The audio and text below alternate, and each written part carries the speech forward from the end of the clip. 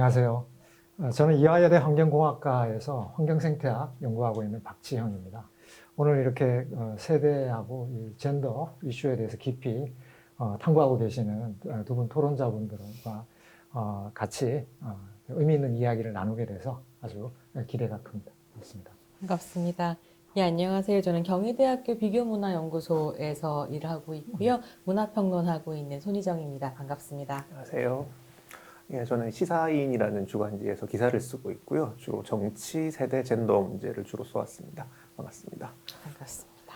네, 오늘 타이페이 도서전 한국관 주제는 세대, 젠더, 환경, 그 얽힘의 이야기입니다. 이 주제를 가지고 저희 세 명이 각각 그 자신의 관심사에 대해서 짧게 말씀을 드리고요. 그 이후에 셋이서 자유롭게 대화를 하는 시간을 가져보도록 하겠습니다. 먼저 박 교수님 해주시겠습니까? 네, 감사합니다. 지난 한 해 코로나 팬데믹의 원인 그리고 포스트 코로나 시대 전망에 대해서 논의가 참 많았잖아요. 저는 오늘 코로나로 인해서 초래된 이런 재난적 상황이 앞으로도 장기가 지속될 거다라는 것과 그리고 소위 이 장기 코로나 시대에 사회적 약자들도 공존할 수 있는 안전하고 공정한 이 자리 찾기라는 주제로 발제를 한번 해보려고 합니다. 코로나 바이러스 감염자가 오랫동안 이렇게 후유증을 앓는 그런 현상을 롱 코비드, 장기 코로나라고 하잖아요. 이렇게 이제 개인이 오래 후유증을 겪는 것처럼 사회적인 차원에서도 이제 우리가 앞으로 재난이 아주 일상화된 장기 코로나 시대를 맞이할 가능성이 높아 보입니다. 현재 진행되고 있는 경제 위기라든지 뭐 앞으로 심화될 수밖에 없는 기후변화 다 지구적 차원의 문제로서 인류 전체가 일종의 이제 재난의 피해자인데요. 젊은 세대나 뭐 여성처럼 상대적으로 위기에 취약하거나 민감한 사람들이 이 재난의 시대에 더 큰 피해를 볼 수 있습니다. 그래서 오늘 대담에서 제가 강조하고 싶은 것은 이런 재난의 시대가 사실은 꽤 오래전부터 경고가 되어 왔다라는 거고요. 이렇게 장기적으로 구조화된 문제를 잘 이해하려면 우리가 일종의 이제 역사적, 우리 요즘 뭐 거리두기 얘기를 많이 하는데 역사적 거리두기를 통해서 통시적인 관점에서 어떤 구조화된 문제를 잘 이해하는 게 중요할 거다라는 생각을 합니다. 그래서 현재까지 이제 상황을 보면 근본적인 문제, 이 세계 자본주의 체제가 초래하는 이런 이제 구조적인 차원의 문제를 쉽게 해결할 수 있을 것이냐. 그게 대해서 이제 뭐 제 개인적으로는 비관적인 전망을 가지고 있습니다만 오늘은 이렇게 자본주의에도 불구하고 어떻게 미래 세대와 사회적 약자들도 같이 공존할 수 있는 안전하고 공정한 자리 찾기 이게 가능할 것이냐 이런 질문을 한번 던져보고 싶습니다. 요즘 인류세라는 용어가 마치 이제 유행어처럼 자주 들리는데요. 잘 아시겠지만 이 파울 크리첸 같은 과학자들이 이미 이제 20년 전에 인간의 흔적이 뚜렷한 시기를 인류세라는 지질학적 연대로 부르자라고 이제 제안을 했습니다.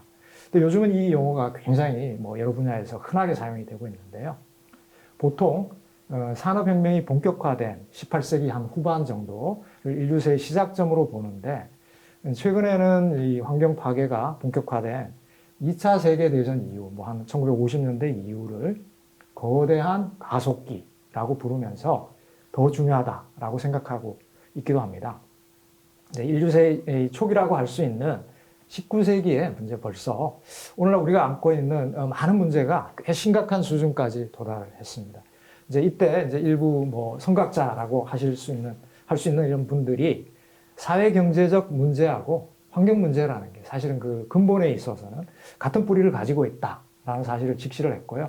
그래서 저는 오늘 소개하려고 하는 분이 다윈과 거의 같은 시기에 이제 이 진화론을 정립한 엘프레드 러셀 월리스라는 분입니다. 잘 알려진 것처럼 이 다윈은 부유한 집안 출신으로 평생 뭐 별다른 직업 없이 저술 활동에 몰두를 할 수 있었는데요. 이 월리스의 경우에는 소위 이제 흑수저 출신의 이 비정규직 과학자였습니다. 네, 이분이 이제 생계를 위해서 많은 책을 써야 됐는데요. 1898년에 19세기 전체를 돌아보면서 이 자본주의 산업 문명의 성공, 실패 이런 거를 뭐 종합적으로 평가해 보자라고 해서 멋진 세기라는 책을 출판했습니다. 이 책에서 월리스는 이제 이 문제의 핵심을 다음처럼 지적을 합니다. 미국 그리고 일부 다른 국가들에서 한결같이 소비적이고 쓸모없는 이 석유와 천연가스의 소비가 지속되고 있다. 이를 통한 막대한 개인의 부가 축적되지만 인민의 조건 전반이 이렇게 눈에 띄게 개선되고 있지는 않다. 이 화석 연료에 기반한 자본주의적 생산 체계가 엄청나게 이제 부를 생산하지만 그 부는 왜곡된 사회 구조에 의해서 불평등하게 분배된다는 겁니다. 월리스는 이후 출간된 사회 환경과 도덕적 진보라는 책에서는 잘못된 사회 환경이 이제 어떻게 도덕적 타락을 초래하는지를 이제 다양한 자료를 통해서 보여주는데요. 예를 들면 영국의 자살률의 경우 1866년에서 1910년까지 10만 명당 6.6명에서 10.2명으로 뚜렷하게 이렇게 증가합니다. 근데 잘못된 사회 구조가 이제 사람의 목숨까지 위태롭게 한다라는 건데요. 오늘날은 어떨까요? 그래서 뭐 대만의 경우는 잘 모르겠습니다만 한국은 OECD 국가들 중에서 자살률이 이제 가장 높은 국가라는 이 불명예를 안고 있습니다.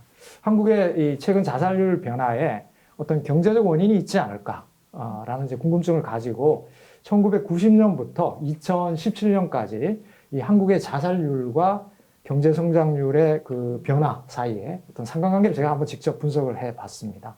이 결과를 보면은 직전 5년간의 어떤 그 평균적인 경제 성장률이 낮을 때 자살률이 뚜렷하게 증가하는 경향이 있습니다. 특히 이제 이 경제 성장률이 4%대 정도까지 떨어진 1997년 이 외환 위기 직후에 한국의 자살률이 10만 명당 30명 정도까지 육박을 하는데요. 이 수치는 그 20세기 초 영국 자살률의 3배를 이게 웃도는 그런 수치입니다. 물론 뭐 다른 요인도 영향을 주었겠지만 오늘날 적지 않은 사람들이 이 경제적인 이유로 생명을 잃고 있다. 이 사실은 아주 분명해 보입니다. 인류세의 이 가속기인 20세기 후반에 세계 경제는 뭐 잘 아시는 것처럼 화석 연료를 이제 과소비하면서 비약적으로 성장했고 이에 발맞춰서 부의 불평등과 환경 문제도 악화가 됩니다. 지구의 날이 이제 처음 정해진 게 1970년이잖아요. 이때 타임지에서 환경 관련 특집 기사를 준비했습니다. 새롭게 부상하는 생존의 과학이라는 설명과 함께 이때 타임지 표지에 등장한 인물이 바로 이 베리 커머너라는 분인데요. 그 다음에 출간된 원은 닫혀야 한다. 뭐 한국에서도 이 번역이 돼서 잘 알려져 있는 책인데요. 이 커머너는 환경에 강한 영향을 주는 생산 기술이 덜 파괴적인 기술을 대체했다. 그래서 환경 위기는 이러한 반생태적인 성장 유형의 필연적인 결과다라고 문제의 핵심을 아주 이렇게 꿰뚫어 봅니다. 커머너가 완곡하게 생산 기술이라고 했지만 오직 이 자본 축적만을 위해서 화석 연료를 남용하고 또 환경 오염도 불사하는 자본주의 이 생산 체제를 이 생산 기술로 의미를 한 것 같아요. 그러니까 1950년 이후에 거대한 가속기 동안에 인류는 상상을 초월하는 양의 이 인공 구조물을 만들어 왔습니다. 얼마 전에 과학 저널 네이처지에 발표된 한 논문에 따르면 그 인간이 만든 인공물 총 그 무게가 2020년에 지구 전체 지금 현존하는 생물량 그 무게가 한 1.1 테라톤 정도 된다라고 합니다. 이게 10의 18승 그램이니까 엄청난 양이죠. 이 양을 초과했다라고 합니다.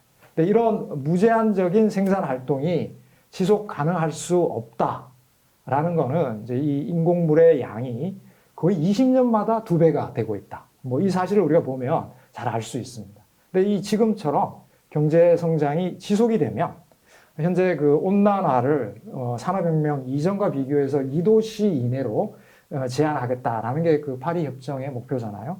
이 목표를 달성하는 게 어려울 거다 이렇게 예상이 되고 있습니다. 최근에 UNEP가 발간한 그 특별 보고서를 보면 전 세계 온실기체 배출량은 이 코로나 팬데믹으로 인해서 이제 일시적으로 약간 주춤했지만 금세 다시 증가해서 2도시 목표 실현할 수 없는 쪽으로 안타깝게도 그렇게 전환되고 있는 그런 상황입니다. 자, 이윤 추구를 위해서는 이제 어떤 생태적 터전도 파괴하고야만은 이런 이제 자본주의적인 세계화, 이게 현재 팬데믹하고 기후변화라는 일종의 자연의 보복에 의해서 위기를 맞고 있습니다. 최근에 이제 주식시장 그리고 부동산 투기 과열 현상에서 볼 수 있듯이 경제적으로만 이제 사람들이 보통 합리적이다. 그래서 우리 보통 호모 에코노미쿠스 이런 얘기도 하잖아요. 근데 이런 그 사람들이 현재 위기를 오히려 경제 기회로 보고 있다라는 게 이제 문제일 것 같은데요. 주식 가치 상승으로 인해서 세계 백만장자들은 지금 더 부자가 되고 반면에 방역과 어떤 경제 위기로 인해서 생업이 위태로워진 많은 사람들이 생존 자체의 위협을 받고 있습니다. 그 팬데믹이 확산되던 초기에 이 미세먼지가 이제 사라졌다. 화석연료 배출량이 줄고 있다. 굉장히 긍정적인 환경 관련 뉴스가 들렸는데 경제가 이제 회복이 되면 금방 사람들 기억 속에서 이제 사라져 버릴 수 있다라는 거죠. 장기 코로나 시대에 한 가지 분명해진 것은 국가가 이제 재난으로부터 우리를 완벽하게 보호할 수는 없다라는 겁니다. 자, 이렇게 생존이 위협받는 재난 상황 하에서는 우리 스스로 더 안전하고 더 공평한 세상 만들 수 있는 방안을 이제 적극적으로 찾아 나서야 할 건데요. 얼마 전에 그 네이처 커뮤니케이션즈라는 저널에 실린 이 자본주의 위기를 경고하는 한 논문에서 저자들이 사회적 약자들도 공존하며 이제 지구의 생태적 한계도 초과하지 않는 말 그대로 안전하고 공정한 자리를 찾아야 한다라고 주장을 합니다. 이게 정말 어려운 일이잖아요. 근데 정말 어려운 일이지만 인간과 자연의 단절, 그리고 이 세대 간의 단절, 남성과 여성의 단절을 극복하고 함께 재난에 맞서 공존의 방안을 모색한다며 이제 오래전에 그 헨리 조지가 얘기한 진보, 평등한 어울림이다라고 얘기를 하셨는데요. 그 평등한 어울림을 실천하는 길이 되지 않을까 이렇게 생각을 합니다. 네, 경청해 주셔서 감사합니다. 감사합니다.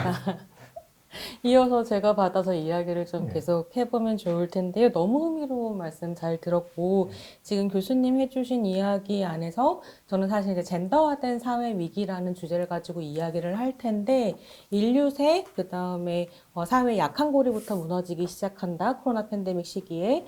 그리고 그것과 더불어서 자살률이라고 하는 이 세 가지 키워드 정도를 공유하면서 이야기를 나눌 수 있을 것 같아요. 저희가 타이페이에 가서 뵙지 못하고 이렇게 온라인으로 뵙게 되는 이런 상황이 닥쳐온 것의 원인이라고 할 수 있는 코로나 팬데믹에 대해서 생각을 할 때에 그 인류세라는 키워드가 보여주는 것은 어떻게 보면 이런 식의 정치구적인 전염병 상황이라고 하는 것이 어떻게 보면 근대적 휴머니즘을 그 원인으로 한다라는 문제의식이 인류세라는 키워드랑 만나고 있을 텐데, 그랬을 때 그 휴머니즘이라고 하는 것은 한편으로는 인간 중심주의에 대한 비판이기도 하지만 다른 한편으로는 그 인간이 누구의 얼굴로 상상되었는가의 문제라고 저는 생각하거든요. 그래서 어떻게 보면 백인, 비장애인, 이성애자라고 상상되는 부르주아 남성 들만이 인간으로 상상되었다고 할 때 그 인간의 얼굴에서 배제되었었던 소수자들이 어떻게 보면 코로나 팬데믹 시기에 약한 고리로서 무너지고 있는 것 아닌가 이런 고민이 들고요. 그러면서 이 코로나가 각 지역과 각 나라의 어떤 약한 고리들 드러내고 있다고 할 때 저는 이제 한국에 살고 있으니까 멀리서 봤을 때 외신으로 접했을 때 미국에서는 인종 문제, 유럽에서는 난민 문제, 일본에서는 정치 부재의 문제, 중국에서는 어떻게 보면 정보의 불투명성과 빅브라더적인 통치성이라고 하는 문제들이 이제 제 눈에 보인다고 한다면 한국 안에서 살고 있을 때는 다양한 소수자들을 배제하고 혐오하고 차별 선동하는 문제들이 굉장히 급진적으로 다가오는 문제라고 생각을 했었어요. 근데 이런 전염병과 소수자에 대한 배제와 차별이라고 하는 문제를 생각할 때 저한테 다가오는 굉장히 상징적인 사건이 뭐냐면 메갈리아의 탄생이거든요. 이게 타이페이 계신 분들도 너무 잘 아시겠지만 2010년대부터 그러니까 전 지구적으로 페미니즘 제3물결이라고 하는 페미니즘 대중화 운동이 시작이 되는데요.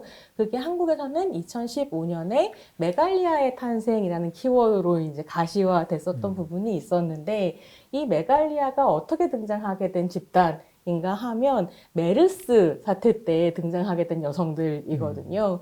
한국에 있는 어떤 커뮤니티, 온라인 커뮤니티에 메르스 갤러리라는 게 생겨요. 그러니까 메르스라고 하는 전염병에 우리가 어떻게 대처할 수 있을 것인가.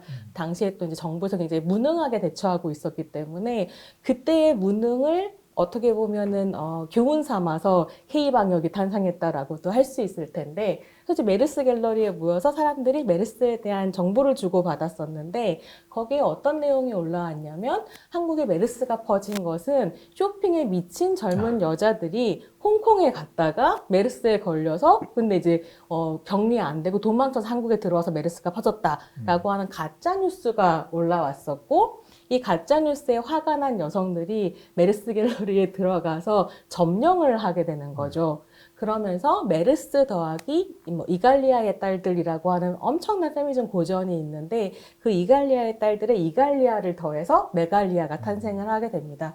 근데 이 메갈리아 탄생의 되게 중요한 부분 무엇이었냐면 21세기에 들어서 그러니까 한국의 온라인을 지배하고 있었던 어떤 온라인 마초 문화, 그리고 여성혐오 문화라고 하는 것에 여성들이 더 이상 당하지 않겠다. 노라고 이야기하겠다라고 하며 등장했었던 것이 메갈리아였었던 것이고 2020년에 코로나 팬데믹을 경험하면서 페미니스트로서 그때를 돌아보면 약간 뭐라 그럴까요? 인류에게 닥쳐온 어떤 위기의 순간에 젊은 여성들이 페미니즘에 기대게 된 어떤 사건 아니었을까? 특히나 한국에서는 이런 식의 전염병 사태라고 하는 것이 위기를 불러왔을 때 그 원인을 구조적인 부분을 찾기보다는 여성이라든가 동성애자라든가 혹은 난민이라든가 외국인 노동자라든가 이런 식으로 사회의 소수자들을 지명해서 당신들 때문이야 라고 원인을 전가하는 방식으로 이거를 약간 정서적으로 극복하려고 했었던 문화가 있는 것은 아닌가 여전히 이런 고민을 좀 하게 되는 부분들이 있었던 거죠. 그래서 사실 저는 코로나를 경험하면서 이 소수자 문제라고 하는 것에 좀 더 고민을 하게 되었고 그랬을 때 이 한국 사회에서 집단 감염이 벌어지는 여러 가지 상황들을 봤을 때는 역시 소수자 문제는 심각한 부분이 있다.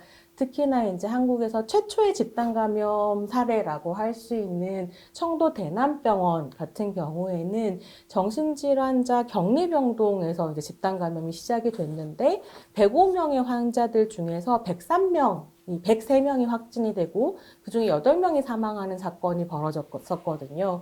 어떻게 보면 장애인 인권 문제와 더불어서 탈시설이라고 하는 화두를 한국 사회에 던져주기도 했었고 그 다음에 페미니스트도 좀 주목해볼 만한 어떤 집단 감염이라고 하면 역시 이태원발 집단 감염이었을 텐데 사실 이태원이라고 하는 공간은 한국 사회에서 퀴어 클럽이 굉장히 많은 공간이잖아요. 타이페이 분들은 잘 모르실 수도 있겠지만 근데 실제로는 이태원에서 코로나 집단 감염이 발발했을 때 퀴어 클럽에서만 발발했었던 것이 아니라 다양한 클럽에서 한꺼번에 동시 감염이 시작이 됐었는데 특정 언론이나 뭐 온라인 그다음에 뭐 보수 기독교층에서는 이게 동성애자들 때문이다라고 지목하여서 혐오 선동을 하는 사건들이 벌어졌었던 거죠. 근데 제가 이태원 감염 때 좀 주목해서 봤었던 건 무엇이냐면 퀴어 커뮤니티들, 성소유자 커뮤니티들이 굉장히 그동안에 이제 시민으로서의 권리를 획득하려는 운동 안에서 쌓여온 노하우를 바탕으로 잘 대처했다라는 거예요. 숨지 말고 나와서 검사를 받아라. 안전하게 비밀 보장해주겠다라는 식으로 대응을 했고 어떻게 보면 시민으로서 동료 시민들을 위해서 책임을 다하는 모습을 보여줬다는 점이 굉장히 인상적이었고 그건 한편으로 한국의 퀴어 운동이 쌓아온 역사 안에서 가능한 것이었구나 라는 생각을 좀 했었던 것 같아요. 근데 물론 이렇게 되게 아름답게 그러니까 설명하고 넘어가기에는 뭐 가서 이제 감염됐는지 안 됐는지 진료를 받으신 분들 검사를 받으신 분들 같은 경우는 직장에서의 아우팅이라든가 가족 내에서의 아우팅을 염려하면서 실업하게 되는 상황으로 이어지기도 했지만 어쨌든 이제 여러 가지 상황 안에서 퀴어 커뮤니티가 시민권을 어떻게 획득하게 되었는가 이런 생각을 좀 하게 되기도 했었던 거죠.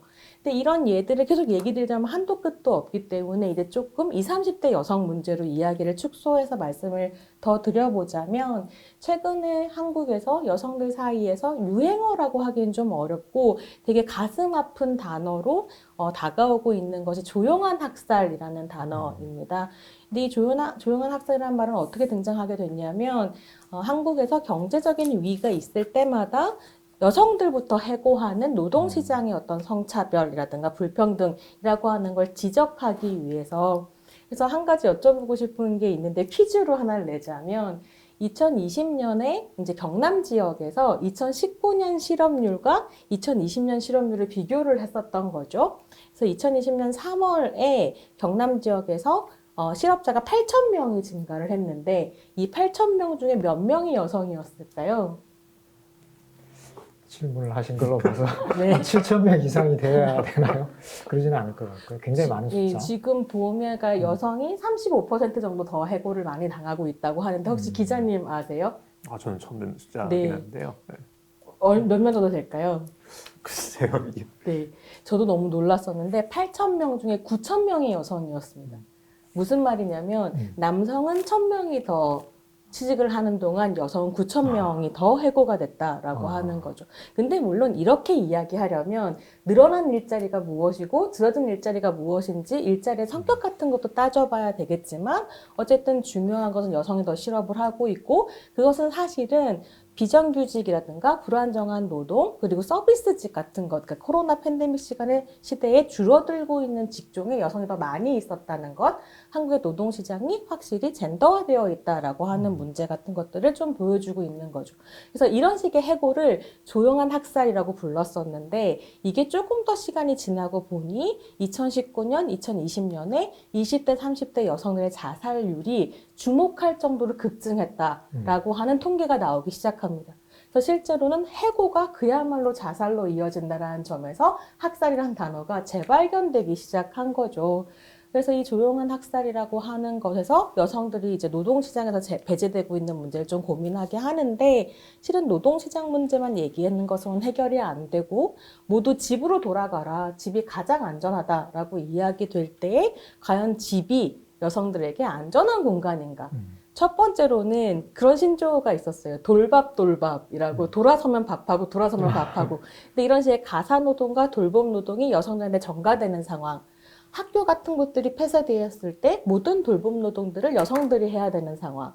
그것과 더불어서 가정폭력의 문제. 이런 것들이 다 이제 함께 있기 때문에 어떻게 보면 조용한 학살이다라고 하는 이야기가 나온다는 거죠. 그래서 우리는 어떻게 하면 노동시장과 가정의 영역이나 공적 영역과 사적 영역을 다 안전한 공간으로 만들 수 있을 것인가 라는 고민을 좀 해야 되지 않겠는가라는 이야기를 드리고 싶었습니다.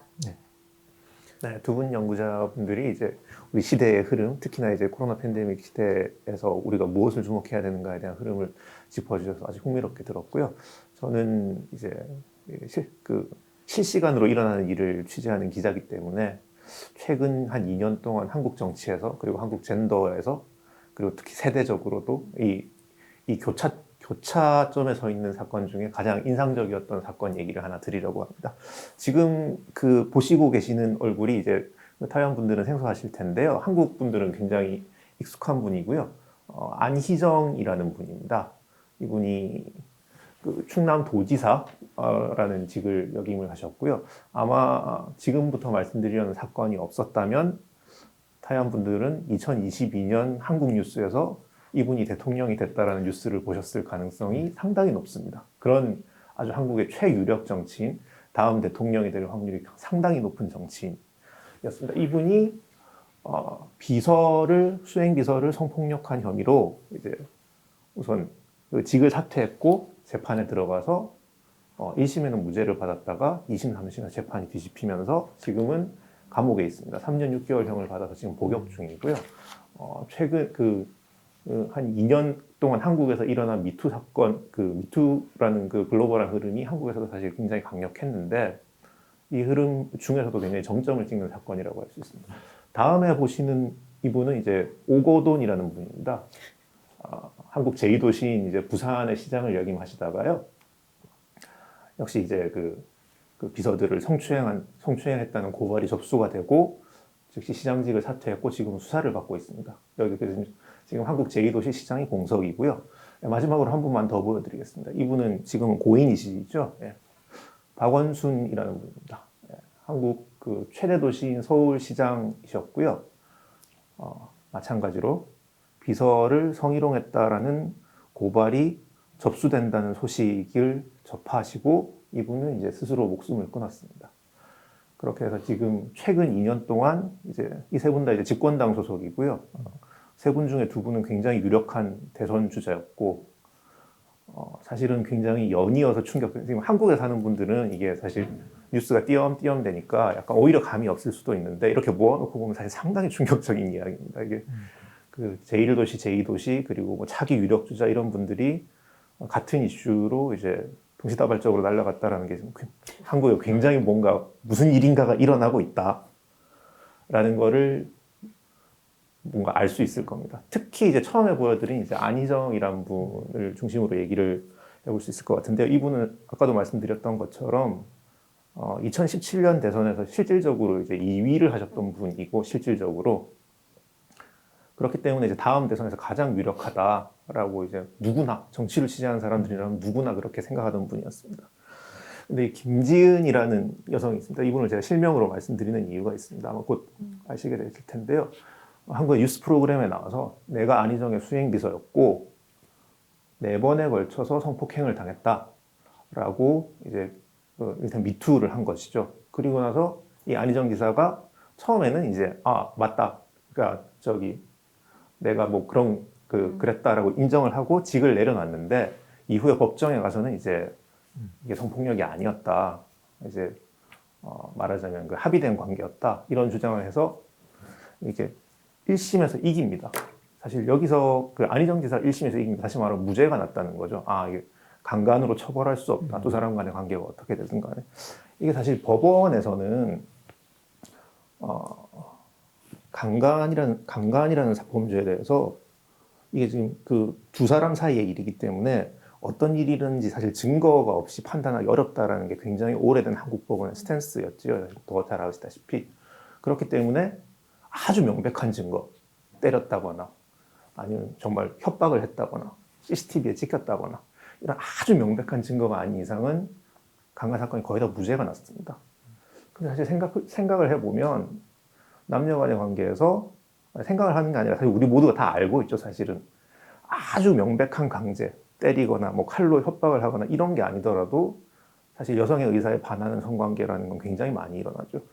특히나 이제 권력이 위아래 격차가 있을 경우에 그래서 굉장히 여러 가지 그 사실은 강압이지만 때리거나 협박하지 않은 사건들이 굉장히 많은데 이게 한국 법원에서는 그동안 다 무죄가 났던 겁니다. 쉽게 말해서 이게 편안하죠. 사실 그 남자들의 세계에서는 굉장히 편안한 결론이죠. 이게 명백히 이런 증거가 없는데 어떻게 이거를 유죄로 줄 수 있느냐 이런 논의. 이게 사실 안희정이라는 이분의 1심 재판부까지도 이 논리였던 겁니다.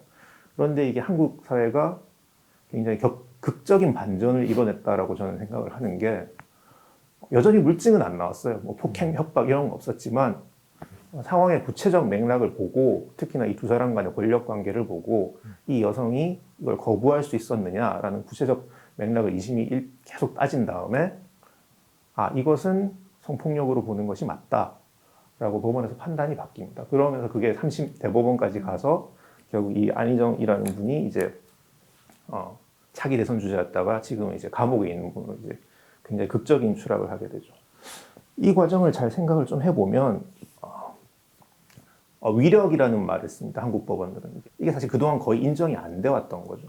남녀 관계에서 이런 무언의 어떤 힘, 어떤 그 폭력도 아니고 협박도 아니지만 공기처럼 작동하는 힘 이런 게 사실상 없다고 간주되어 옵니다. 왜? 남자들이 그걸 결정하니까.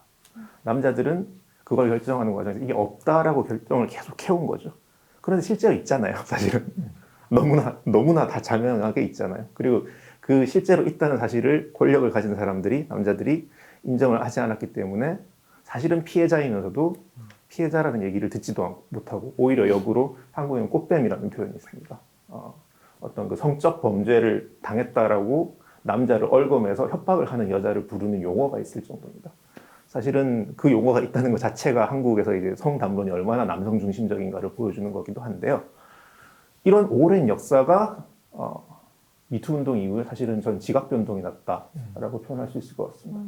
예전 같았으면 아마 줄줄이 무죄가 나왔을 것이고 이 안희정이라는 분이 무죄가 만약에 나왔다면 그 다음에 오거돈, 박원순 이 두 분이 만약 즉각 사퇴를 했을 것이냐 아마 직을 유지하면서 계속 법정 투쟁을 했을 가능성도 상당히 있을 겁니다. 사실은 우리가 많은 여성들이 아직도 굉장히 힘들어하고 이제 남녀 성별 이제 평등이 온전히 이루어졌다고 말할 수 없지만은 사실은 굉장히 큰 지각 변동기 한가운데 살고 있다라는 생각을 제가 정치와 젠더를 취재를 하면서 하게 되더라고요. 이 위력이라는 게 어떻게 작동을 하느냐라는 분을 아까 제가 말씀드린 그 고발자 김지윤이라는 분이 자기 실명을 걸고 책으로 썼습니다. 지금 나가고 있는 이미지가 그 책의 표지인데요. 저는 물론 이 전문적인 작가가 아니시기 때문에 좀 투박하고 뭐랄까요, 좀 약간 동어 반복도 있고 책 자체가 아주 이제 완성도가 높다라고 보기는 어렵다라고 저는 생각하지만 그럼에도 불구하고 제가 읽은 올해 가장 인상적인 기록이 이 책이었던 것 같습니다. 이 위력이라는 것, 그러니까 무력도 폭력도 아니고 어떤 협박도 아니고 사람들이 그런 게 있는지조차 몰랐던 어떤 기체 같은 힘이 어떻게 작동하는지를 그 힘을 당하는 사람의 그 이제 정치인들이 모여 있는 팀을 보통 캠프라고 하죠. 그 캠프의 가장 말단에서 그걸 당하는 사람이 이 힘이 나에게 어떻게 작동하는가를 기록한 내용. 사실 이런 기록을 보기가 굉장히 어려워요. 왜냐하면 사실 저희 같은 이제 정치를 취재하는 기자들은 정치가들 가장 위에 있는 사람들이 내가 이런 일을 잘했어 이런 기록만 잔뜩 보게 됩니다. 그런데 실제로 그 팀이 어떤 권력의 맥락에서 작동을 해서 가장 아래에 있는 특히 여성들이 어떤 식으로 하중을 받는가에 대한 기록의 굉장히 생생한 기록이 나왔다는 건 2020년에 굉장히 큰 성취다라고 저는 생각을 하고요. 그래서 이 여성분이 이제 용기를 내주신 덕분에 실제로 기체 같은 권력이 어떻게 작동하는가에 대해서 우리는 이제 훨씬 더 많은 걸 알게 되었고, 그리고 이 권력을 향유한다는 생각도 하지 않고 향유하던 남성 정치가들이 있었죠. 이 정치가들이 더 이상 그렇게 살 수 없게 된, 그게 이제 그 이후에 이제 제1, 2도시 시장들이 직을 내려놓게 된 과정하고도 이어지는 것이죠. 그런 일종의 권력 이동기를 우리가 지금 살고 있다라는 생각이 듭니다. 마지막으로 보여드리는 건 사실은 제 책인데요. 그 20대 남자라는 책입니다. 이 권력 이동을 젊은 남성들이 굉장히 예민하게 느낍니다. 여전히 사실은 남성들이 유리해요. 압도적으로 유리하지만 예전보다 이게 뭔가 조금 밀리는 것 같다라는 느낌에서 지금 20대 남성들이 한국에서 젠더 갈등을 굉장히 촉발시키는 블로그로 등장을 하고 있습니다. 이게 잠재적으로 한국 정치는 이제 원래 남북 갈등, 북한 문제를 어떻게 할 것이냐, 혹은 이제 어느 나라에나 있는 가장 중요한 갈등이죠. 계급 갈등, 가진 사람과 먹고 이게 가장 중요하다라고 했었는데 잠재적으로 이 젠더 이슈가 정치 갈등의 축으로 올라오는 거 아니냐라는 징후들이 좀 드러나고 있는 것 같습니다. 저는 여기까지 말씀을 드리겠습니다. 네, 감사합니다. 저희가 이렇게 이제 각자 가지고 있는 관심사 안에서 짧게 한 10분 정도씩 이야기를 좀 나눠봤고요. 어떻게 보면 박지원 교수님 얘기해 주신 것처럼 코로나 팬데믹이라고 하는 게 저는 새로운 사건은 아니죠. 그러니까 전지구적 전염병이라고 하는 것의 주기는 점점 짧아지고 있고 그런 이제 위기의 시대에 망했다라는 감각 안에서 어떻게 페미니즘이 다시 또 부흥이 되었는가, 그렇게 만들어낸 지각 변동이 어떻게 위력이라고 하는 개념을 대중화시켰는가, 그리고 그렇게 지각 변동되는 안에서 20대 남성들이 어떻게 반발하고 있는가, 이런 이야기들 좀 같이 나눠보았는데요. 이게 너무 또 짧게 발제를 하다 보니 못다한 이야기들이 많고, 그래서 서로 좀 질문을 주고받으면서 대담을 이어가보면 어떨까 싶습니다. 네. 그래서 교수님부터 네. 질문 좀 해줘 보실까요? 네. 그 손희정 선생님 발표하시는 거 굉장히 흥미있게 들었고요. 네. 제가 이제 굉장히 여대에 있지만 제가 가르치는 학생들 간접적으로 이제 이 문제의 중요성을 들었지만 제대로 교육을 못 받았어요. 그래서 항상 좀 이 지식처럼 이제 갈구하고 있었던 게 우리 사회에서 이런 젠더 갈등, 그 어떤 심층적인 원인이 뭐고, 특히 이제 젊은 여성들이 이걸 어떻게 받아들이고 있는지, 그게 이제 관심이 많은데 그 실체적인 지식을 갖고 있지 못해서 오늘 선생님 발제하신 내용이 저한테는 개인적으로 굉장히 도움이 많이 됐습니다. 근데 제가 좀 궁금한 게 그 역시 이제 환경 그 문제에 대해서 이제 제가 발제를 했기 때문에 제 발제에서 말씀드렸던 것처럼 이 환경에 대해서 생태에 대해서 이 감수성이 다 다른 것 같아요. 근데 이제 여성들이 이제 이 감수성이 생태적인 감수성이 크다라고 얘기하는 게 우리가 보통 그 여성성에 대해서 얘기를 하는데 제가 이제 그걸 잘 이해를 못하는 것 중에 하나인데요.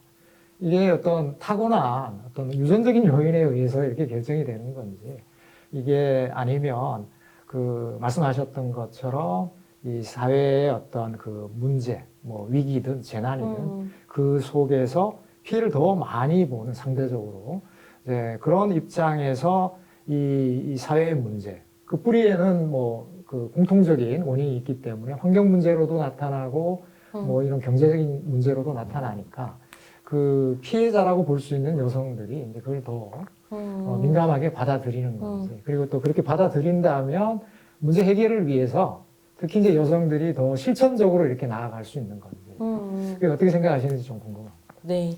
사실 되게 고민을 많이 하고 있었던 문제였어요. 왜냐면 저도 이제 학교에서 대학에서 강의를 하는데 굉장히 흥미로운 게 여학생들이 훨씬 더 뭐랄까 텀블러 이런 거 많이 쓰고요. 그렇죠. 그러니까 환경이나 기후 문제에 고민이 많고 남학생들은 비교적 덜 관심을 가지고 있더라고요. 이런 차이가 어디서 날까라고 하면 사회에서는 굉장히 쉽게 여성성과 자연을 연결시키면서 이게 막 대지의 어머니의 자질을 네가 갖고 있으니 뭐 그런 거 아니냐라고 생각하지만 실제로 제가 보기에는 그러니까 그런 부분이 있었던 것 같아요. 그러니까 특히나 2015년 페미니즘 리부트 이후에 페미니즘을 공부하면서 여성으로서 받는 차별을 이제 각성하고 깨닫기 시작하는데 그 각성이 거기서 머물지 않는 거죠. 내가 당했었던 이런 배제가 어떻게 장애인들이 겪고 있는가, 성소수자가 겪고 있는가. 근데 이걸 가만히 보아왔더니 권력을 가진 어떤 사람들이 있고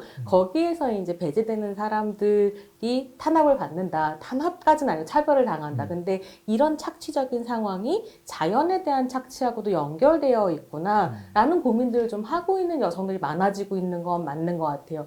그래서 저는 인류세라는 표현도 굉장히 재미있지만 자본세라는 표현이 좀 더 관심이 가기는 하거든요. 그러니까 지금 우리가 경험하고 있는 이런 식의 전지구적인 전염병이라든가 기후위기가 인간이 초래한 일이다라고 이야기하기에는 그렇게 자연을 착취해서 이윤을 얻는 사람들이 사실 인류 안에서도 극소수라는 거죠. 그래서 사실 인류세라기보다는 자본세라고 얘기해야 된다라고 하는 문제의식이 있잖아요. 자본에게 책임이 있다. 그러니까 이런 문제의식하고 또 맞닿아 있는 것이 아닐까.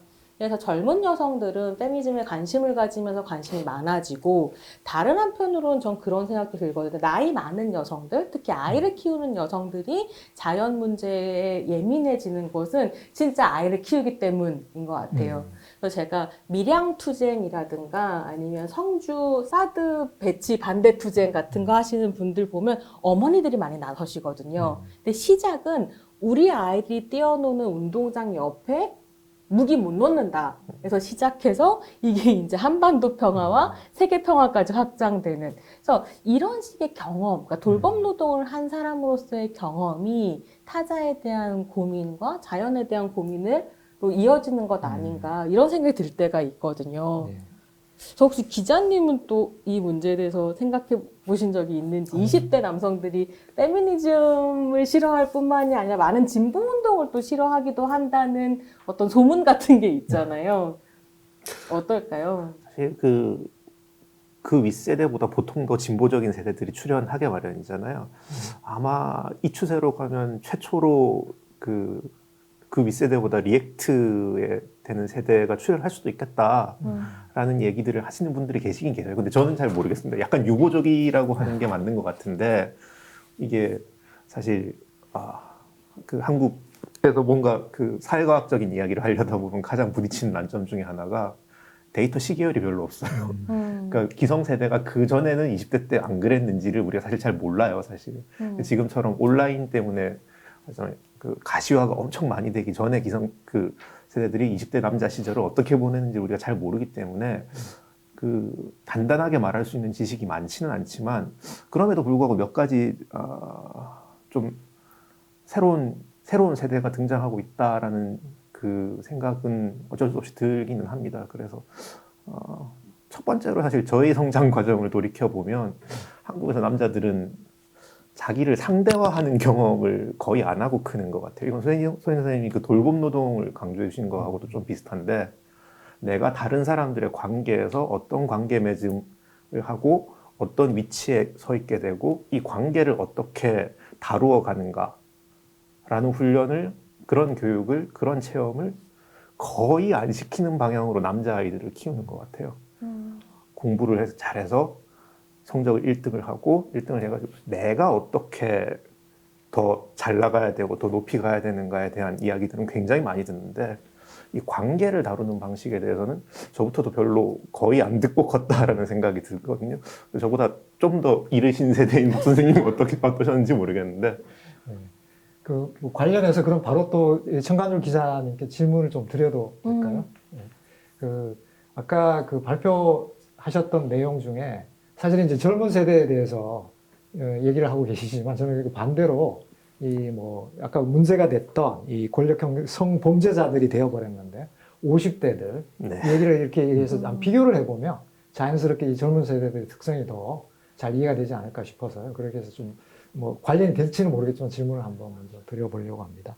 네, 저도 뭐 대만 그 독자분들은 잘 모르시겠지만 한국에는 이 586 세대라는 게 있습니다. 아까 그 권력형 성범죄자가 되신 분들이 이제 이 대표적인 586 세대들인데요. 저도 그 마지막 이전에는 이제 386 세대라고 했는데 마지막 그 세대에 이제 근무를 탄 사람인데 이 사람들이 지향하는 게 요즘 그 이제 젊은 세대들과는 많이 다를 건데, 근데 저 스스로도 조금 혼동을 좀 했던 게 이분들이 굉장히 민주주의를 추구하고 진보적이다라고 생각을 했는데, 아까 그 기자님이 발표하신 내용 중에 위력을 행사한다라고 하셨잖아요. 그래서 제가 궁금한 건 이제 질문을 먼저 말씀을 드려야 될 것 같은데, 이게 이 권력을 지향하는 그게 이제 이런 그 아주 미시적인 차원에서 위력으로 나타난 건지 그냥 권력으로 이해하면 되는 건지 일단 그게 조금 궁금하고요. 제 개인적으로는 자연과학자이기 때문에 이게 이제 권력이 영어로 이제 파워라는 게 물리학 용어로는 일률이라고 합니다. 우리말로. 이게 어떤 뭐 물체가 움직일 때 에너지가 가해져야지 이제 이 물체가 움직이게 되는데 이 에너지가 단위 시간당 작동하는 그게 이제 이 파워거든요. 그러면 그 위력을 행사한다라는 게 이분들이 이 사회를 유지하고 싶은 뭔가 어떤 기본적인 어떤 목표하는 뭔가를 반영하지 않는가. 그래서 그게 그분들이 추구하는 세상이 그러니까 표면적으로 얘기했던 민주주의라기보다는 어떤 이제 자기의 어떤 권력을 유지하려는 그런 거가 아닌 건지 그런 느낌을 받았거든요. 근데 발표하신 내용이 그게 가까운 건지 그래도 20대 젊은 사람들과는 좀 어떤 차이가 있는 건지 그렇게 조금 뭐 질문을 제가 역으로 드려보고 싶습니다. 교수님 말씀을 듣다 보니까 네. 제가 아까 발제 때 했던 얘기가 맞는 것 같습니다. 김지은입니다는 정말 중요한 기록입니다. 사실 저 질문에 저도 답하기가 어려워요. 왜냐하면 이분들이 무슨 생각을 하는지를 기자들이 이 질문을 가지고 취재를 해봐야지 하면 그분들한테 물어봐요. 아까 그 50대 권력자 남자들. 네. 근데 그 권력이 어떻게 행사되는가를 이제 가장 말단에서 맞아본 사람의 기록에 따르면 기록을 보고 제가 느낀 건 뭐냐면 이 위력은 행사하는 사람들도 행사한 줄을 몰라요. 모르는 것 같아요. 특히 정치인들은 이 김지은이라는 분은 수행비서입니다. 그러니까 일거수일투족을 다 챙기면서 따라다니면서 전화기, 담배 이런 거까지 다 챙기고 전화도 받아주고 이런 사람이죠. 정치인들은 나쁜 사람이 아니라도 이 수행비서한테 막 자기 일을 다 외주주게 돼 있어요. 왜냐하면 너무나 많은 사람을 만나고 너무나 많은 걸 결정해야 되기 때문에 그 핵심적이지 않은 것들을 다 밖으로 밀어내야 됩니다. 이게 정치인한테도 좋지만 그 정치인들의 팀한테도 좋아요. 그래야 이 사람이 어디 가서 이상한 소리 안 하고 오판 안 하고 그 둘의 어떤 관계가 그렇게 일종의 그 합리적인 관계가 되는 겁니다. 이렇게 행동해야 된다. 그래서 어떤 정치인들이 굉장히 뭐랄까 그 성적으로 특별히 나빠서 그렇게 된다. 그건 아닌 것 같아요. 그러니까 그 정치가가 고위직으로 갈수록 자기 주위 사람들에게 자기 그 기억이나 뭐 이제 자잘구레한 심부름 이런 걸 외주주면서 계속 이렇게 자기도 모르게 권력을 행사하는 방식으로 시스템이 미끄러져 가는 구조가 있고 그렇기 때문에 특별히 예민하게 훈련된 사람들만 이 위험, 그러니까 위력을 나도 모르게 위력을 행사할 수 있는 이 위험을 피해갈 수 있는 것 같습니다. 예전에는 안 그래도 됐잖아요. 예전에는 그냥 뭐 행사해도 됐잖아요, 사실은. 그럼 그냥 말단 여성 비서 하나 그냥 사표 내고 나가고 끝나고 그런 거였잖아요. 이제 아니게 됐다는 거죠. 그게 사실 굉장히 중요한 변화고 저는 이게 이 변화는 뭐 변화가 완성됐다 이런 취지라기보다도 중요한 승리, 중요한 변화를 이걸 만들어내는 사람들, 이제 미투 운동을 시작하신 분들, 어렵게 고백하신 분들, 이 흐름을 만들어낸 어떤 온라인에서 젊은 여성들 이런 분들에게 이것은 승리입니다라는 이야기를 좀 계속 해드리는 게 중요하다라는 생각도 들어요. 저는 사실 그 586 진보 남성 정치인의 성폭력이라고 하는 걸 보면서는 남성의 나르시시즘에 대해서 되게 고민을 많이 했었던 것 같아요. 특히나 자신들이 한국의 민주주의를 견인해왔다라고 믿는 그 사람들의 마음 안에 난 뭘 해도 멋있다라는 마음이 있는 것 같거든요. 늘 인정받아왔고 늘 역사의 중심에 있었다라고 하는. 근데 그 나르시시즘 안에서 이거 당연히 연애겠지. 라고 생각하는. 그러니까 진짜로 연애라고 믿는 순간이 있다라는 게 정말 저는 무서운 부분인 거죠. 그게 아니다라고 이제 이야기를 좀 하게 되는 것 같고요. 근데 이제 때로는 그게 아니다라고 얘기하는 방식이 온라인에서 굉장히 험악한 방식으로 나오기도 하기 때문에 특히 이제 20대 여성들에 대한 공포, 쟤네들이 세계를 망치고 있다, 뭐 이런 식의 이제 두려움 같은 것들도 같이 있는 것이 아닌가. 그걸 듣는 분들 입장에서는 정말로 세계가 흔들리고 있는 것이죠. 사실 그 갈등 과정에서 굉장히 지금 한국 사회가 전에 없던 파열음들이 계속 나고 있는 것 같은데 근본적으로는 건강한 파열음이라고 좀 생각합니다.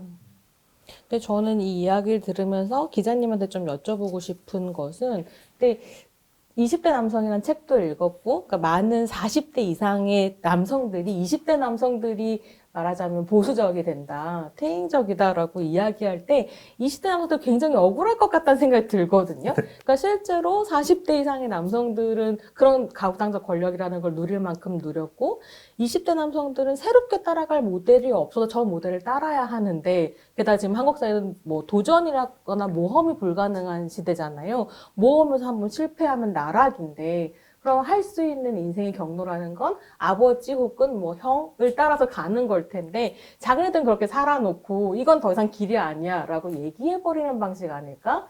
그럼 20대 남성들도 모델도 없이 사실은 붕붕 떠다니는 것 아닌가? 한국 사회가 뭘 그러면 또 20대 남성들한테는 또 얘기를 해줄 수 있을까? 이런 고민이 좀 들었었거든요. 제가 답을 갖고 있지는 않고요. 그렇죠. 사실 그 주신 답 낼 수 질문에 있으면 노벨 평화상 받는다고 제가 오늘 얘기하는데. 주신 질문에 사실은 저는 뭐 여성학의 조예가 깊은 사람도 아니고 다만 이제 그 XY 염색초로서 늘 궁금해하던 질문으로 다시 그 돌려드리고 싶은데 한국의 페미니즘 웨이브가 온 이후에 사실 굉장히 그 20대 청년 남성들의 그 여성 혐오도 굉장히 강해졌습니다. 이게 한국 사회에 굉장히 오래 지금 그 핫한 문제 중에 하나잖아요. 저는 잘 이해가 안 되는 게 이 페미니즘 웨이브가 왔을 때 남자들이 이 흐름을 타면 연애 시장에서 굉장히 상등풍이 될 텐데 저는 이게 잘 이해가 안 돼요. 왜냐하면 뭐 무슨 페미니즘이나 뭐 이런 이념적 어떤 아이디어의 차원에서 제가 그런 아이디어의 차원에서 말씀드리는 게 아니라 굉장히 들어갈 수 있는 공간이 넓은데 왜 한국 남자들은 저 공간에서 우위를 누리는 선택 대신에 자기들끼리 모여가지고 여자를 혐오하는 걸 강화하는 선택을 하는가?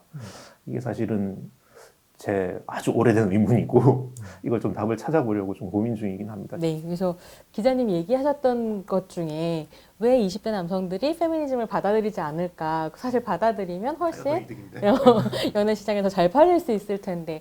근데 결국 보면 지금 어쨌든 세대와 상관없이 제일 중요한 게 연애나 사랑이나 이런 문제보다는 경제력의 문제인 것 같아요.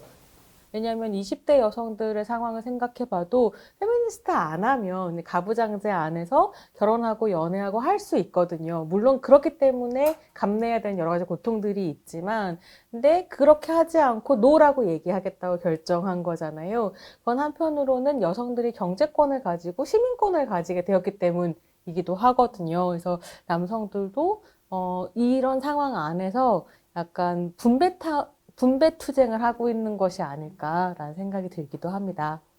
전화할 건 박 교수님께 좀 여쭤보고 싶은 게 사실 네. 너무 큰 질문일 수는 있을 것 같습니다만은 이게 아까 그 발제 초반에서 이제 인상적으로 말씀해 주셨던 것 중에 하나가 경제 성장이 낮아졌을 때 이제 자살률이 올라간다. 사실은 성장이 그런데 이게 환경에 아주 치명적인 하중을 걸고 있다. 이 두 가지가 만났을 때 굉장히 제가 평소에 느끼는 딜레마가 성장이 멈추면 주변부 힘든 사람들부터 고통을 받게 돼 있지 않습니까? 사회 구조라는 게. 예, 예. 근데 이제 성장을 그렇기 때문에 이 사람들을 살리기 위해 성장을 계속하면 지구라는 시스템 전체가 붕괴한다는 게 사실 자명해 보이고 굉장한 딜레마로 느껴지는데 뭐 역시 답을 갖고 계시진 않겠지만 맞습니다. 이 딜레마를 고민하시면서 어떤 생각을 하시는지 궁금했어요. 진짜 중요한 그런 이제 딜레마, 우리가 쉽게 해결할 수 없는 이제 딜레마에 대해서 질문을 하신 것 같은데요. 그 관련해서 이제 실제 경제학자들뿐만 아니라 생태학자들도 성장 없이 우리가 말 그대로 이제 이 여러 세대와 또 경제적 약자들도 공존할 수 있는 그런 세상을 만들 수 있느냐 고민을 굉장히 많이 하는데요. 제 개인적으로는 현재 지금 이러한 정치 경제적인 상황에서는 불가능하지만 우리가 우리 머릿속에 이렇게 가득 들어있는 잘못된 이런 신념 체계만 벗어 던질 수 있으면 성장 없이도 충분히 다 같이 이렇게 풍족하게 살 수 있는 세상은 가능할 거다. 제 개인적으로 그렇게 생각합니다. 그래서 뭐 탈성장 이런 얘기 요즘 많이 하긴 하잖아요. 그런데 실제 지금 당장 그럼 코로나 같은 상황에서 경제적 약자들부터 피해를 입을 수밖에 없는데 여기에 대해서 성장을 우리가 조금 벗어나서 뭐 이렇게 얘기를 하게 되면 이 피해를 보게 되는 당사자 입장에서는 이거 말도 안 된다라고 받아들일 거고요. 근데 이걸 역으로 이용하는 사람들이 누구냐면 기존에 그런 경제적 잘못된 그런 경제 관계를 만들어내서 덕을 보던 사람들이 오히려 그걸 더 이용하지 않나. 저는 개인적으로 그렇게 생각하는데요. 중요한 거는 어떤 생산을 할 것이냐.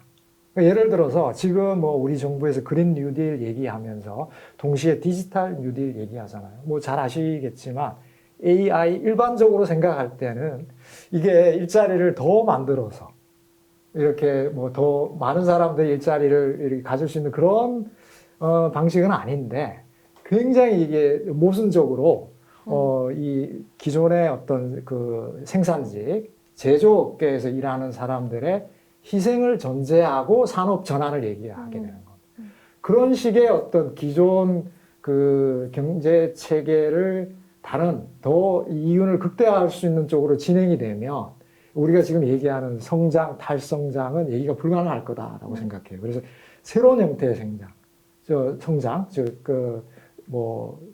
더 많은 사람들에게 일자리가 갈 수 있는. 예를 들어서 아주 뭐 농업 분야에 직접 이렇게 생산 현장에 뭐 젊은 사람들이 20대 뭐 이렇게 뭐 투입을 하자 뭐 이런 얘기들이 나와서 그게 또 잘못 전달이 돼서 굉장히 논란이 되고 그러기도 하잖아요. 자기 싫어하는 일을 20대 젊은 사람들 너희들이 저기 오지에 가서 그런 일자리 가져봐라. 뭐 이런 문제들이 지금 지적이 되는데 그 아까 말씀드렸던 이 뭐 디지털 뉴딜 이런 거를 지방과 뭐 젊은 세대들과 엮으면서 일자리를 만들어서 얘기할 수 있으면 기존처럼 어떤 그 성장 위주가 아니더라도 새로운 일자리도 만들어내고 환경의 영향을 최소화할 수 있는 그런 뭐 성장 방식도 가능하지 않을까. 근데 제가 이게 뭐 잘 알지 못하고 확신을 못 가지는 거에 대해서 얘기하다 보니까 좋은 답변이 됐는지는 모르겠습니다. 이어서 제가 손정 선생님 말씀 들을 때도 궁금했던 건데, 사실 그 전 세계적으로도 이제 환경운동, 그 기후 위기에 대한 그 어떤 민감성이랄까 이런 게 그 지금 기성세대와 지금 10대, 20대 초반 이 사이가 전 질적으로 다른 것 같거든요, 사실은. 그러면서 그 흐름을 또 여성들이 주도하고 있는 것 같고, 아까도 그 교수님께서도 비슷한 질문을 좀 해주셨습니다만은, 특히 이제 새로 올라오는 세대 여성들이 이 기후 위기에 대해서 하는 얘기들을 좀 여기서 가장 많이 들어보셨을 것 같은데, 자기 일이라고 생각하는 건가요? 사실 저는 그쵸. 제가 죽은 다음이 아닐까라고 생각하거든요, 사실. 그러니까 이게 그런 감각이 있는 것 같아요. 당신들이 다 망쳐놓은 세계, 그래서 당신들이 싼 똥을 우리가 치워야 한다라고 하는 고민들이 실제로 있는 것 같고, 그래서 이제 교수님 말씀하신 것처럼 정말로 탈자본한 어떤 상상력을 벼리려고 노력하는 거죠. 그래서 진짜 미니멀하게 사는 삶을 추구해 보거나 아니면 에코페미니즘이라는 사조가 있는데요. 생태해방과 여성해방 같이 오지 여성해방 따로 생태해방 따로 아니다라고 하는 이런 사조 안에서는 다시 자연으로 돌아가서 어떻게 뭐 시골에 가서 농사를 짓거나 이런 것이 뭐 오지로 가라가 아니라 어떻게 자연과 더불어서 자급하고 자족할 것인가. 근데 문제는 뭐냐면 그런 식으로 자급과 자족을 이야기할 때 그럼 예컨대 신체적 조건의 문제라든가 장애의 문제라든가 이런 건 또 어떻게 해결하면서 공동체를 새로 꾸릴 것인가 이런 고려 사항들이 계속 중첩되면서 교차적으로 사유하고 있는 것 같아요. 그래서 이제 기자님이 이게 본인의 일이라고 생각하는 것인가 라고 물어보셨는데 실제로 본인의 일이라고 생각하고 근데 더 중요한 건 이게 나만의 일은 아니고 함께의 일이라고 생각하는 부분 이런 것들이 좀 재미있는 사유의 전환이라고 생각하는데 잘 모르겠어요. 이게 저희가 10년 전, 20년 전에 뭐 4차 산업혁명이라고 지금 이야기하는 이런 로봇 혁명 같은 것들을 상상할 때는 그렇게 생각했잖아요. 로봇이 등장하고 AI가 등장하면 사람들이 하기 싫어하는 일을 하게 될 거다. 라고 했지만 지금 2020년에 우리가 경험했었던 것은 더 고차원적인 일을 플랫폼이 하고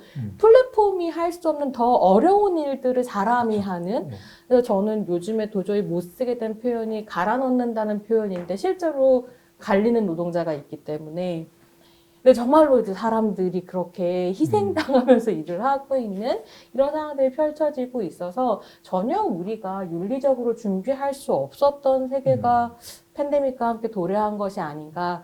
근데 정부에서 너무 쉽게 디지털이 실제로 뭔지 잘 모르는 어르신들이 디지털 공동체를 만들자며 기뻐하고 계신다. 근데 제가 경험했었던 디지털이라고 하는 공간은 플랫폼 노동을 하는 노동자들이 죽는 공간이고 여성들이 여성 혐오를 경험하는 공간이기도 하고 어떤 남성들은 또 사이버 불링을 당하면서 괴로워하는 공간이기도 하고 이런 거죠. 그래서 이 디지털의 물질성을 어떻게 고민할 건가라는 생각을 좀 가지고 있어요. 그러면서 교수님한테 좀 여쭤보고 싶었던 건 테크놀로지와 여성이 맺는 관계가 매우 복잡하거든요. 몇 년 전에 그런 칼럼이 있었는데 한 철학자께서 냉장고야말로 자본주의의 욕망이 응축된 공간이니까 냉장고를 버려라 이러셨어요. 근데 이제 여성들이 그러면 매일매일 그 장 보고 상한 음식 해결하고 이거 누가 하라는 거냐? 넌 요리 한 번도 안 해봤지 이렇게 갔거든요. 그러니까 다양한 테크놀로지들이 여성과 소수자들이 하던 노동들을 외주화해서 하고 있는 게 사실인데 그 테크놀로지가 많아질수록 사실 또 배제당하기도 하고 자연은 망가지기도 하고 그래서 인간이 테크놀로지와 어떤 관계를 맺어야 하는가 적정 기술은 어느 수준인 건가 이런 고민 좀 들더라고요. 예. 그 말씀하셨던 그 냉장고에 쌓여가는 음식 저도 얼마 전에 이제 뭐 요리 잘하지는 못하지만 그 저희 집에 애 그 떡볶이 만들어 주려고 냉장고 그 냉동실에 그 떡이 얼려져 있는 걸 보니까 썬더미 같은 거예요. 그래서 이거 말씀하셨던 것처럼 이 냉장고를 버려야지 적정 소비 이런 게 이루어지지 않을까 이런 생각을 해봤습니다. 근데 적정 기술이 틀림없이 있을 것 같아요. 근데 이게 이제 굉장히 이것 역시 이제 민감한 그 질문이 될 수밖에 없는 게 그 노동을 해야 되는 입장, 특히 이제 가사 노동 같은 경우에 그 기술이 일종의 이제 해방자의 역할을 해줄 수도 있거든요. 그런데 경우에 따라서 굉장히 다양한 적정성이 있을 수 있을 것 같아요. 그 환경에 피해, 부담을 주지 않는 그런 적정성은 뭘까? 이거를 제가 오늘 그 발제 때 소개했던 베리 커머너 같은 경우에는 지금 우리가 사용하는 대부분의 기술은 그분은 이제 실제 2차 세계대전 이후에 미국에서 사용되는 여러 가지 생산 기술들 통계 자료를 쭉 분석을 해 보셨는데요. 대부분이 어떤 그 사회적인 수요, 뭐 예를 들어서 가사 노동의 어떤 그 어려움을 해소해 준다라고 생각하기 쉽지만 그 상위를 차지한 그런 기술들은 대부분 뭐 예를 들면 이런 겁니다. 합성 섬유가 2위였고 뭐 음료수병 있죠? 재활용이 그 당시에는 안 되는 이런 병이 이제 1위를 차지했어요. 근데 이게 그 기업 입장에서는 생산하는 기업 입장에서는 쉽게 돈 덜 들이고 이윤을 창출할 수 있다가 유일한 기준이었다라는 거죠. 그러면 이 커머너가 강조하는 게 뭐냐면 환경에 일종의 생태적인 어떤 빛을 만들면서 생산을 하고 있기 때문에 자 그럼 우리가 사용자 입장에서 뭐 가사 노동하는 주부의 입장에서든 아니면 뭐 저처럼 떡볶이를 만드는 아빠의 입장에서든 내가 어떤 편리성만 가지고 이 기술 받아들일 수 없는 게 계속 이 환경에 생태적 빛이 쌓여져 가고 있다라는 거. 그걸 이제 인식하는 순간에 아 그러면 어느 수준의 기술이 나에게는 적정할 것이냐 라는 판단이 들 거다라는 생각이 들거든요. 그래서 각자 우리 그 나의 수요, 우리 사회의 수요에 맞는 기술 이걸 생각해 보면 적정한 기술을 우리가 찾아갈 수 있지 않을까 이렇게 한번 말씀을 드리고 싶습니다. 네. 교수님 말씀 들으면서 평소에 생각하던 문장이 떠올랐는데 네. 저는 왜 굉장히 공고한 시장주의자들 특히 이제 보수적인 분들 중에 이제 시장 원리주의자라고 부르는 분들이 시장이 문제를 해결해 줄 거다라고 얘기할 때 좋다 이거예요. 사실 저도 시장이라는 메커니즘이 굉장히 유효하다고 생각합니다. 근데 계산 제대로 하자. 그 말씀하신 보이지 않는 비용 그렇죠. 이런 부분들을 다 빼고 네. 자 시장이 이렇게 작동했어 라는 얘기를 너무 많이 들었기 때문에 일단 환경에 지금 그 하중되는 비용 혹은 여성의 노동을 지불하지 않으면서 생략되는 비용 이런 것들 다 빼고 시장이 이렇게 효율적이에요 라고 얘기를 하고 있기 때문에 저는 시장의 메커니즘을 쓰는 거 좋다. 다만 정말 그 시장에서 가격표가 붙지 않는 것들도 다 비용인데 그 비용들을 우리가 체계적으로 무시해 왔기 때문에 지금 벌어지고 있는 일들이 지금 이 환경 이슈, 젠더 이슈가 다 정말 시장을 너무 좁게 생각해서 벌어지는 일들일 수도 있겠다라는 생각을 했고요. 그 관련해서 저희가 지금 이제 한국도 이제 코로나19 관련해서 뭐 세계적으로 나은 편이라고는 하지만 이제 국내적으로는 지금 상당히 안 좋은 시기를 지나고 있지 않습니까? 3차 유행기를 지나고 있는데요.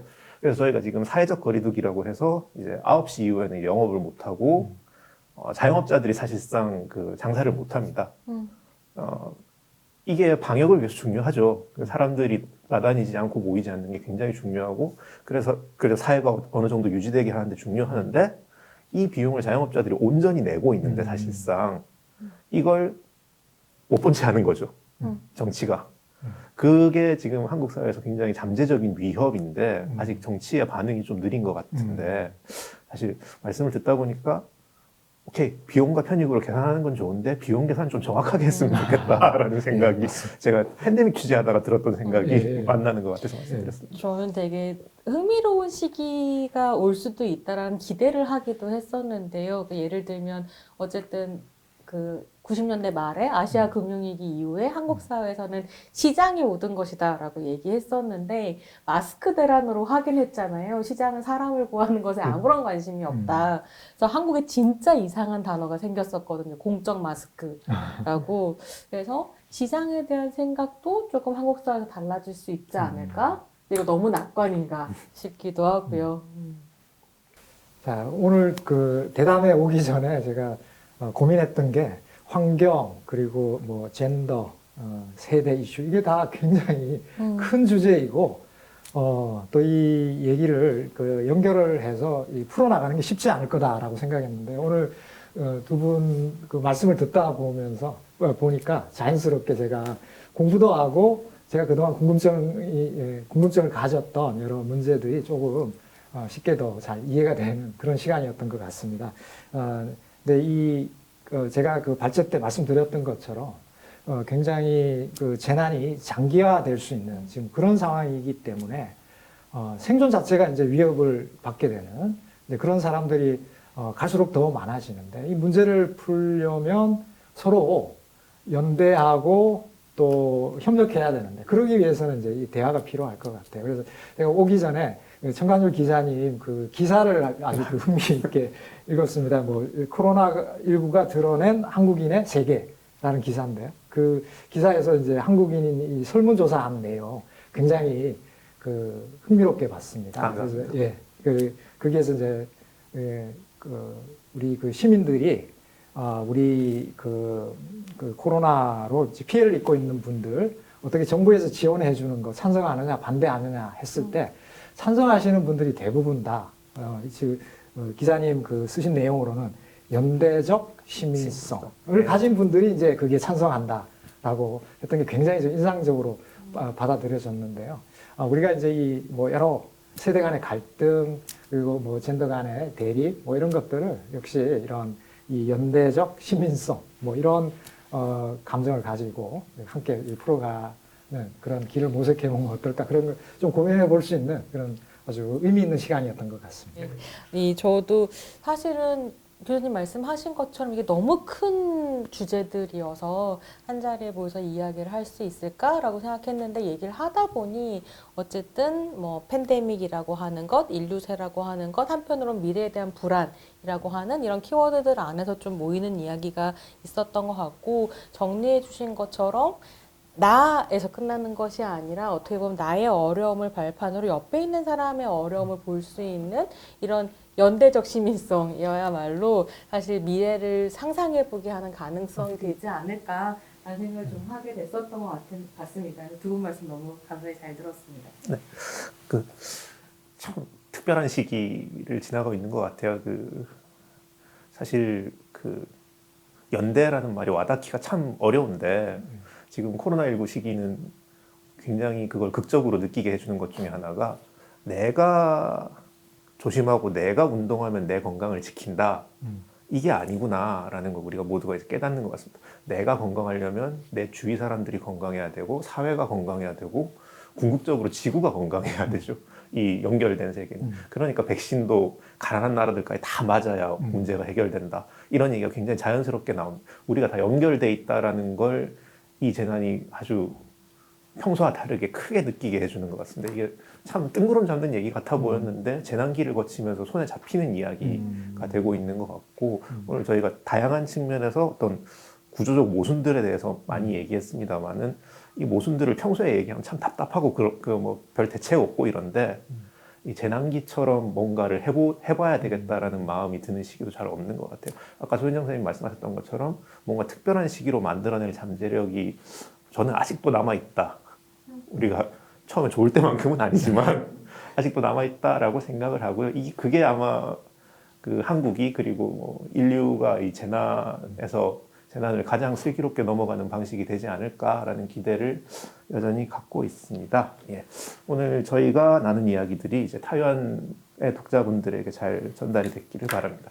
이게 코로나19라는 아주 특별한 시기를 지내고 있는 어떤 지구촌의 동료 시민으로서 연대의 인사를 드립니다. 이번 타이페이 도서전에서도 이제 독자들을 직접 뵙고 싶었는데 온라인으로 뵙게 돼서 아쉽지만은 전 도서전 기간 동안에 이제 한국관에서도 다양한 한국 도서들을 만날 수 있으니까요. 많은 방문을 부탁드리겠습니다. 그러면 저희는 오늘은 여기서 인사드리겠습니다. 네, 고맙습니다. 네, 수고하셨습니다.